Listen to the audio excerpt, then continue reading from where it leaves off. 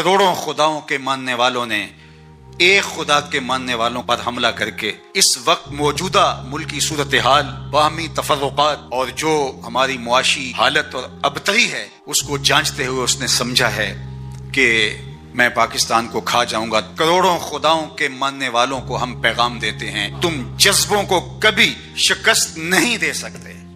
آپ نے کئی دفعہ مودی کی زبان سے رافیل پر اتراتے ہوئے دیکھا ہوگا، بار بار کہتا تھا ہمارے پاس رافیل ہیں، اور اس پہ اس کو ناز تھا۔ رافیل کا نام لیتے اس کی باتیں کھل جاتی تھی اور وہ رافیل رافیل کرتا پھر رہا تھا، لیکن پھر رافیل کو بھاگنے کے راستے بھی نہیں ملے ہیں۔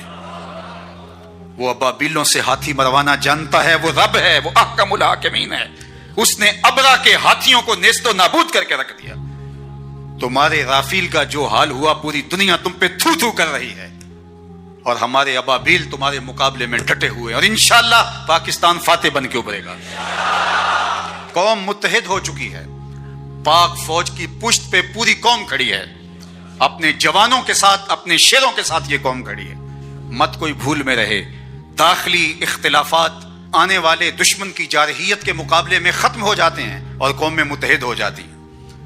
تمہارے اس اقدام نے قوم کو یکجا کر دیا ہے، قوم کو کھڑا کر دیا ہے۔ ہمارے شیر دل مجاہد جو اپنی جانیں ہتھیلی پہ لیے مرنے کی، شہید ہونے کی آرزویں کر رہے ہیں اور ہاتھ جوڑ جوڑ کے کہہ رہے ہیں دعا کرو مجھے شہادت مل جائے، اس قوم کو تم کیسے شکست دے سکتے ہو؟ کیسے اس قوم کو تم بچھاڑ سکتے ہو؟ تم نے اس قوم کو للکارا ہے جو رب کی طاقت پہ بھروسہ رکھتی ہے، جو جہاد فی سبیل اللہ پہ بھروسہ رکھتی ہے، شہادت جس کے لیے سعادت کا تاج ہے۔ ہمارے پائلٹ دارو پی کے نہیں چڑھتے جہازوں کے اوپر، تم تو ان کو تحور دلاتے ہو اور وہ لرزتے ہوئے ان کے قدم لڑکھڑا رہے ہوتے ہیں، اور ہمارے تو شیر دل پائلٹ ایک دوسرے سے آگے بڑھ کے خود اپنے آپ کو پیش کر رہے ہوتے ہیں کہ یہ سعادت پہلے مجھے عطا کیجیے۔ تم ایم عالم کی داستانیں بھول چکے ہو، یہ انہی کے فرزند ہیں، یہ انہی کے بیٹے ہیں، اور یہ قوم انشاءاللہ سرخرو رہے گی، سر بلند رہے گی۔ تم بھول گئے، تم نے سمجھا کہ یہ باہمی افتراق میں مبتلا ہے، اور آج اسرائیل کے بل بوتے پہ پدک رہے ہو۔ اس کے ڈرون تم ہماری فضاؤں میں چھوڑ کے سمجھتے ہو کہ ہم بڑے بہادر بن گئے ہیں۔ یہ تمہارے ڈرون اور تمہارے طیارے اور تمہاری توانائی اور تمہارے آلات حرب و ضرب، یہ تمہارے لیے ہی جہنم بن جائیں گے، اور انشاءاللہ آج نہیں تو کل پاکستان کا جواب دیکھنے والا ہوگا، دنیا دیکھے گی انشاءاللہ۔ ہم سرخرو ہوں گے، سر بلند ہوں گے، اسلام کا جھنڈا پوری دنیا کے اوپر لہرایا جائے گا۔ اللہ اکبر! یہ کیا ہمارا مقابلہ کریں گے؟ یہ گائے کا پیشاب پینے والے، آب زمزم پینے والوں کا مقابلہ کیسے کر سکتے؟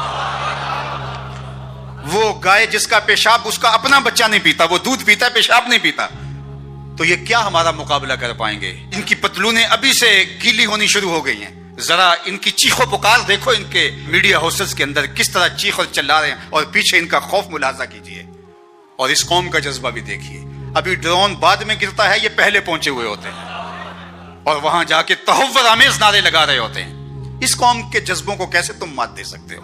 کوئی سراسیمگی، کوئی خوف اور کوئی ڈر اس قوم کی کھلڑی میں پیدا نہیں ہوا۔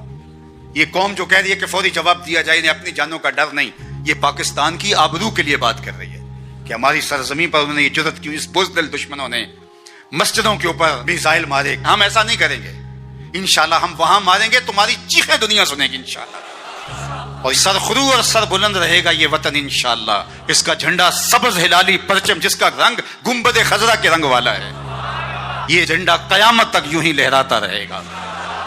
گنبد خضرا کا فیضان ہے یہ وطن، رسول اللہ کی نگاہ کا فیضان ہے یہ وطن، اولیاء کی نظروں کا فیضان ہے یہ وطن۔ اس وطن کو مٹایا نہیں جا سکتا، قیامت تک یہ وطن باقی رہے گا۔ قوم یکجا رہے، اپنی پاک بہادر اور مسلح افواج کے پیچھے پوری قوت کے ساتھ کھڑی رہے، انشاءاللہ پاک فوج آپ کو مایوس نہیں ہونے دے گی۔ ہمارے مجاہد، ہمارے سپاہی، ہمارے سپہ سالار، ہماری فوج کا ایک ایک فرد سینہ سپر ہے دشمن کے مقابلے میں، اور انشاءاللہ آپ آج نہیں تو کل دیکھیں گے کہ دشمن کو بھاگتے ہوئے راستہ نہیں ملے گا، اور اسلام کا پرچم سر بلند ہو رہا ہوگا، اور پاکستان زندہ باد کے نعرے لگائے جا رہے ہوں گے۔ آئیے میرے ساتھ نعرہ بلند کریں، نعرہ تکبیر، نعرہ رسالت، اسلام، پاکستان، پاک فوج، نعرہ تکبیر، نعرہ سے وفا تو نے تو ہم تیرے ہیں، یہ جہاں چیز ہے کیا لوح و قلم تیرے ہیں۔ میں ایک دفعہ LOC کے قریب بیان کے لیے گیا، رش کافی تھا، تو ایک نوجوان جس کی آنکھوں میں سرخی تھی تو وہ لوگوں کو چیر کے آگے بڑھنے کی کوشش کر رہا تھا۔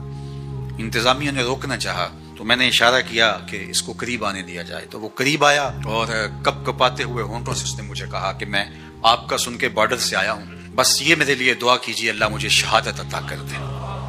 جب قوم کے بیٹوں میں یہ جذبہ ہوگا تو دنیا کی کوئی طاقت ہمیں نہیں مٹا سکتی۔ قلت اور کثرت یہ پھر ثانوی حیثیت اختیار کر جاتی ہے۔ کس کے پاس اسلحے زیادہ ہیں، کس کے پاس افرادی قوت زیادہ ہے، معاشی طور پہ کون مضبوط ہے، پوری دنیا کفر کا ہاتھ کس کی پشت پر ہے، یہ چیز ثانوی حیثیت اختیار کر جاتی ہے۔ دیکھا یہ جاتا ہے سینوں میں جذبوں کا طوفان کس کے پاس ہے۔